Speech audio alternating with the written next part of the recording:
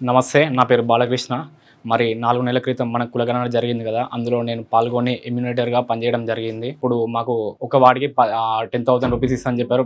ప్రస్తుతం అయితే వాళ్ళు మనకి నేను వాళ్ళకడిగితే వాళ్ళు రెస్పాండ్ గూడా అవ్వడం లేదు. నేనొక్కడినే గాదు, ఆ కాప్రా మున్సిపాలిటీలో నాతో పాటు చాలామంది మిత్రులు వాళ్ళు గూడా సర్వేలో పాల్గొని ఎమ్యులేటర్‌గా పనిజేయడం జరిగింది. దాదాపు మేము 10 నుంచి ఒక 15 రోజులు సర్వే చేయడం జరిగింది. కొంతమందయితే అసలు సర్వే జేసినప్పుడు కొంతమంది అసలు సహకరించలేదు. కొంతమంది సహకరించారు.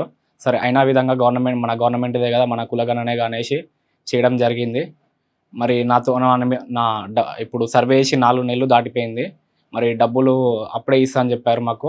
ఇప్పుడు నా మిత్రులతోటి గూడా జెప్పాను. మరి 4 మంత్స్ అయిపోయింది గదా! మరి మన డబ్బులు తీసుకోవాలి గదా! అంటే మా మిత్రులు వాళ్ళు భయపడి రాలేదు. నేను ధైర్యం జేసి ఇక్కడ ప్రస్తుతం మన క్యూనిస్ ఆఫీస్ దగ్గరికొచ్చి మన తీన్మార్ మల్లన్న గారికి చెప్పడం జరిగింది. మాకు ఒక్క వార్డ్‌లో 150 ఇళ్ళు సర్వే చేయమని జెప్పారు. ఆ 150 ఇళ్ళలో దాదాపు ఒక 20-30 ఇల్లులు మాకు సర్వేకి అసలు సహకరించలే. మాకు సర్వే వద్దు, ఏమొద్దు.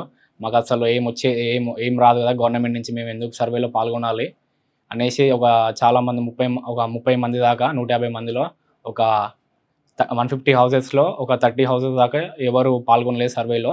సరే ఎవరైతే పాల్గొన్నారో మేము కేవలం వాళ్ళ సర్వేనే చేయడం జరిగింది. వాళ్ళ సర్వేనే చేసినాం. దాదాపయితే సహకరించారు. ఎందుకంటే మన కులగణనే గాబట్టి.